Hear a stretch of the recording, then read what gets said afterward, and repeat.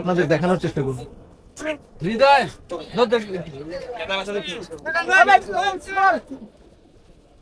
লাগাই দিচ্ছে গেটটা খুলতে রাখি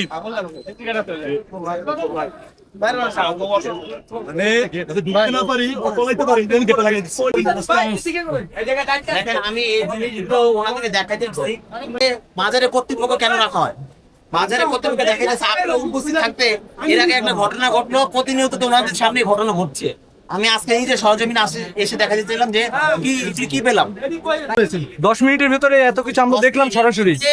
এত কিছু প্রতিনিয়ত তারা যদি এই দেখতো, দেখাশোনা করতো, তাহলে এই ধরনের কিন্তু আমরা পেতাম না এবং মাদক দ্রব্য বেচা হতো না, কেনা হতো না। আপনি দেখেন কি অবস্থা। সেগুলো কিন্তু আমাদের সামনে জব্দ করা হয়েছে এবং সরাসরি সেই দৃশ্যটি দেখানোর চেষ্টা করছি। তাহলে কি আমরা আপনি বলবেন যে মাজার কর্তৃপক্ষ এই মাদক ব্যবসার সাথে জড়িত আছে? জড়িত কিনা আমি জানি না, কিন্তু তারা যদি এই জিনিসগুলি খেয়াল রাখতো, বছর পর বছর এই আসরগুলি জমে উঠতো না। আজকে বৃহস্পতিবার, একেবারে বৃহস্পতিবার এখানে জানি এখানে মাদক পাওয়া যায় এবং সবাই মাদক খেতেও আসে। ঢাকা নেন, জেলা জেলা থেকে মানুষ আসে এখানে মাদক দ্রব্য বেচতে এবং খাইতে। এই যে এই বৃহস্পতিবার, আজকে বৃহস্পতিবার দেখেন আমি জানিয়ে আসছি বইলা এই গেট কিন্তু বন্ধ করে দিচ্ছি। যদি না জানে আসতাম তাহলে বেশি পাইতাম। এখানে প্রায় 4 কেজির উপরে উঠে কতগুলি টাকা। উনি তো মাত্র আসলে শপথ গ্রহণ করছে, ওনার তো একটা কাজে একটা বিষয় আছে, সময়ের বিষয়। আর আমরা যেহেতু এলাকায় স্থানীয়, এই এলাকায় জন্ম, আমরা এই এলাকা অনেক দিন যাবৎ, যে আমরা তো কত 16 বছর কিন্তু এলাকা আসতে পারি নাই। এখানে মাদকদ্রব্য বেচা কেনা হচ্ছে এই 16 বছরে। এই যে তারা দেখাশোনা করা কেউ নাই, মাদক যে স্পটটা আরো ব্যাপক আকার ধারণ করছে। শুধু এখানে না, আপনি কাছিরাখানা ঢালে যান ওখানে পাবেন, গুদারাঘাটে যান ওখানে পাবেন। প্রতিনিয়ত আজকের দিনটা বাদে, আজকে হয়তো আর বেচবে না, কালকে আপনি ঠিক এই টাইমে আসেন, আপনি মাজারের সামনে দেখবেন ঠিকই বেচা কিনা হচ্ছে। আরো একজনকে কিন্তু মাদক সহ পাওয়া গিয়েছে এবং সেটি সরাসরি দেখানোর চেষ্টা করছি।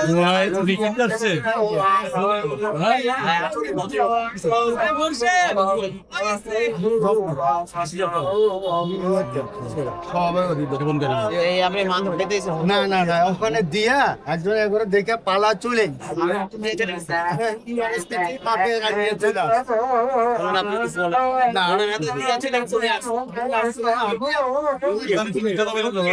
নাকি আপনি দিয়ে চলে গেছে।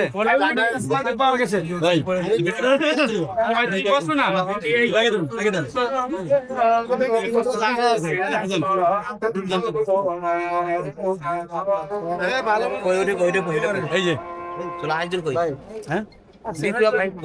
হ্যাঁ চলেন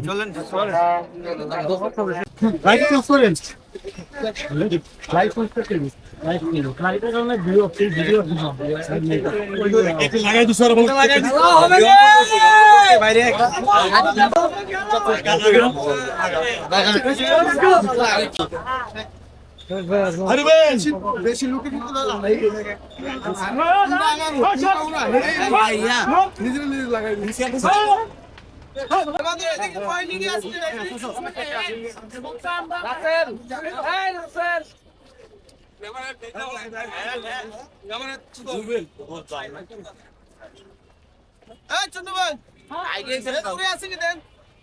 অনেক দূর ভাই, সামনে